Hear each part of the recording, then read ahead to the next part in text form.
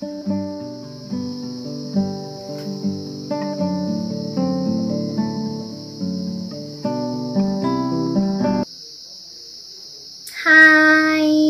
nhớ rồi. Chị cũng có xe nha, đua là kịp thì đúng nè. Xả lên đây là cũng mấy lúc hẹp. Wow, thả lên cho họ Facebook họ message nữa. Chị bảo ra lên từ đi ạ. Cứ giờ chị lúc nó lúc này là lúc của thay khi mà lúc này nhà cũng thay được luôn ạ. Cô chị cũng lớn nè, hô cho lên cho họ Facebook. Bây giờ sai một sẽ là hai đứa trong đi cha để là giờ tiền là một lần cao bò chị mua. Ok, bây lơm tao.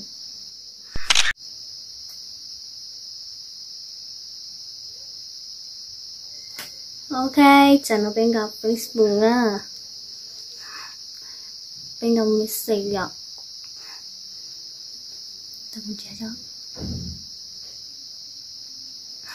Để cho chị tao bỏ đùa, lại đi cả chạy á. Không phải cho tụi nó, nửa của chị tao bỏ nửa của chị cho nó mà chị tao bỏ nửa. Bây giờ sẽ được vật giải nào. Thật chị vấn đề á. Cô quên nó là.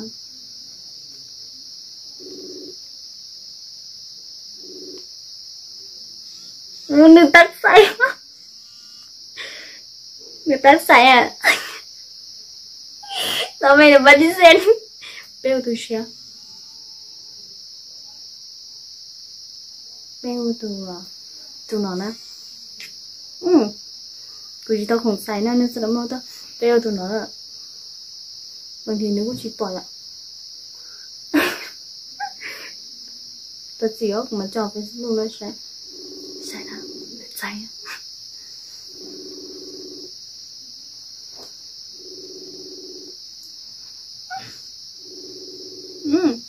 Đi dài thế à? Hello? Hello. Bún nó. Ai chưa?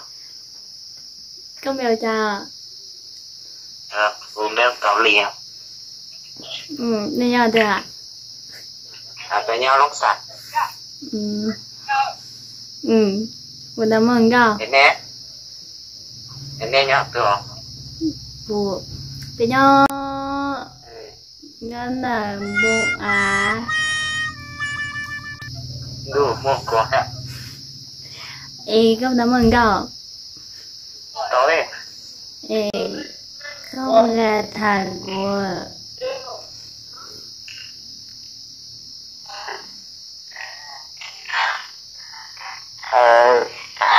Mẹ tụi rất chéo và không có tụi trẻ có nhìn bài.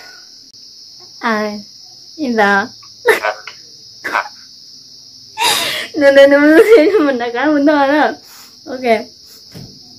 Bây giờ nó đi mẹ. Sao đối đó. Tụi nó vô. Cái tụi nó nó bật xài gì bên này nó mà xì. Có gì tao nó lấy đi chỗ nó nó xài dài ạ.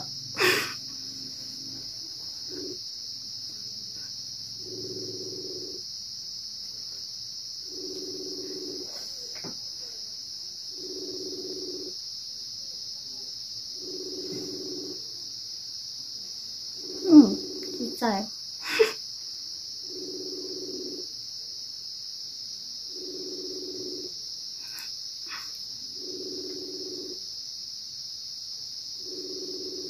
Ok, vì gì giải béo vì tôi chia.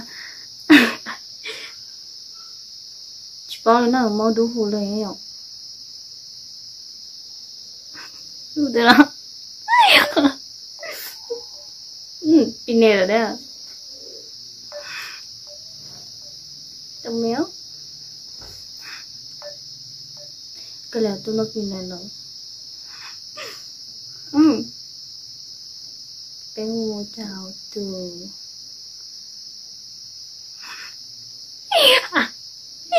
Pin này đó. Nó tìm của nó. Tao biết không?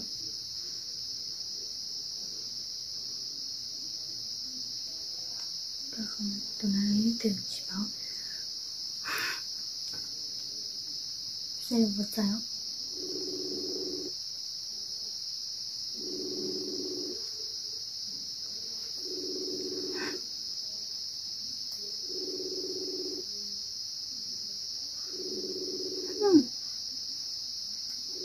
Chỗ này chỉ chạy ra nó, tôi đi chi là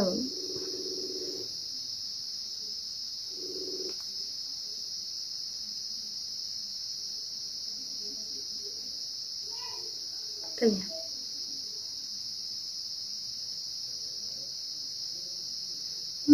Từ này đi từ này. Boleh.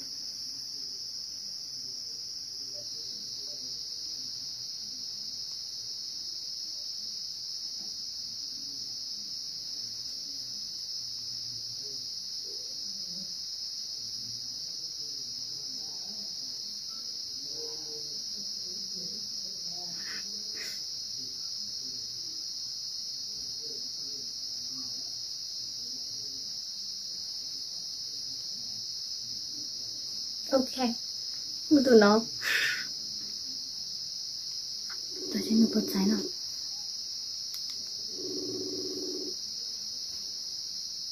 Trái kia rồi mà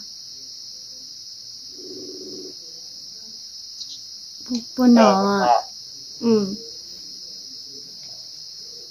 Quá chiều nho ha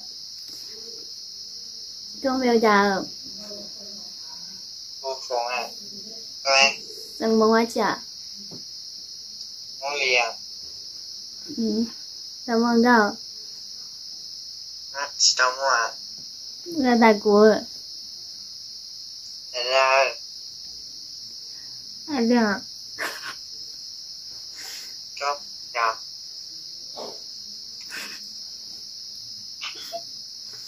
vô cả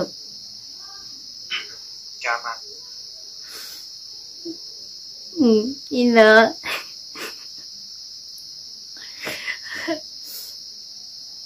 tụi nó được cả rồi tụi cái gì đâu tê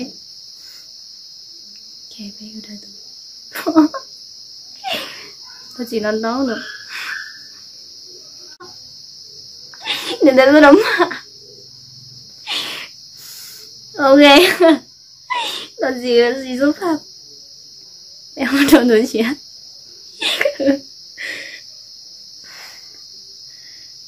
tụi nó ăn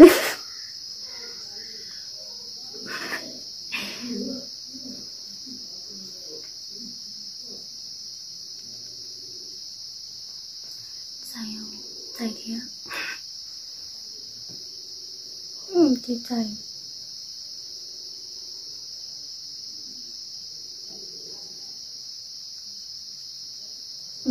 Bèo từ dễ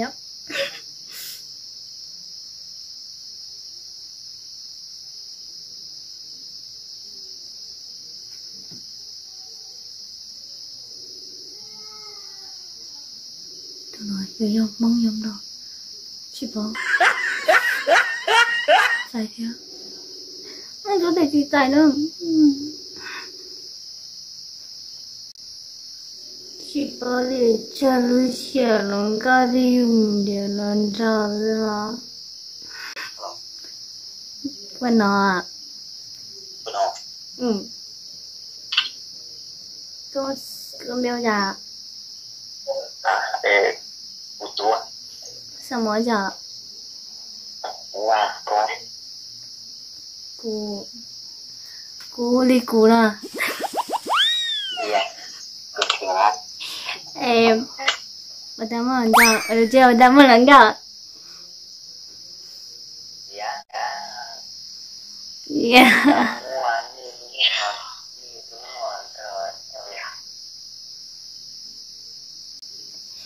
nhưng mà gặp em đến lần đó dạ dạ em muốn là cái đi rồi em đợi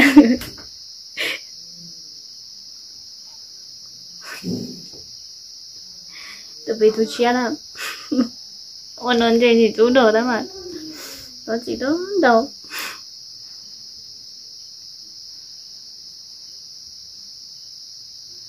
Tôi nói vô.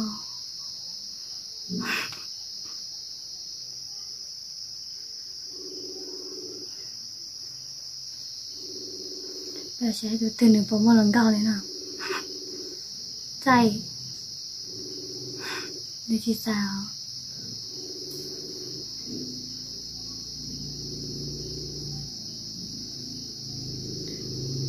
Cái lẽ chỉ có thể hiểu được từ chia.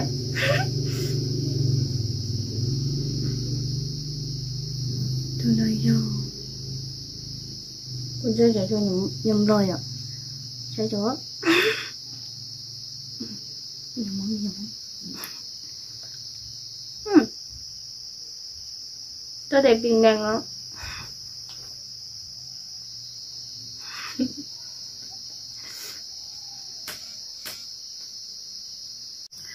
Ok, thật gì nó đâu à, chỉ tao trang đó nè, vấn đề hôm nay à, ô chỉ tao thấy đây cười ở đây vì là của tao chỉ muốn bắt ta lột phăng nhỉ nè, thật gì nó đâu, cho sai, rồi là cho của hùng mù, nó tên là sai bỏ, số sản đi chả nè, vì ta nói ở bên ngoài clip ta lột đầu sẽ là sai à, thì cô là thật gì tao cả, cô lại clip nè, sản đến đây nè, chỉ sản đi chả à. Chẳng đâu na, thằng này ba cô subscribe được của thế, ba nhìn lúc chưa thế, tiếp tam của na, của chồng nó đâu dài nó đâu là kịp và tài lúc thế fan nhỉ ở cho bé luôn, đi nói ạ, nó đâu hẹn nữa, ôi cha, bye.